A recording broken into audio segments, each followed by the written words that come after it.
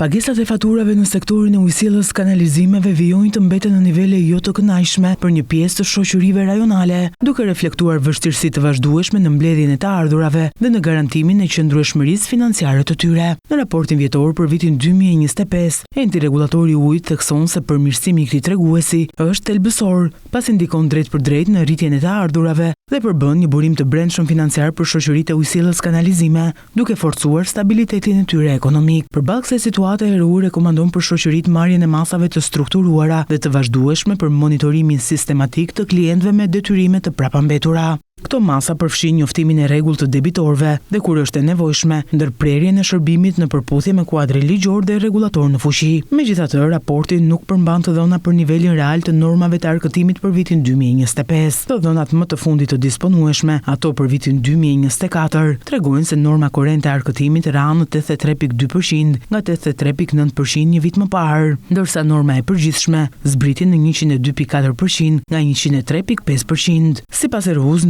ndikimin kryesor në këtë rënje e dha Ujësillësi i Tiranës, i cili shënoi një ulje të ndjeshme të normës së arkëtimit korrente me 4.4%, duke qenë se kjo shoqëri përfaqëson rreth 36% të totalit të ardhurave të sektorit. Performanca e saj ka peshë të konsiderueshme në treguesit kombëtar.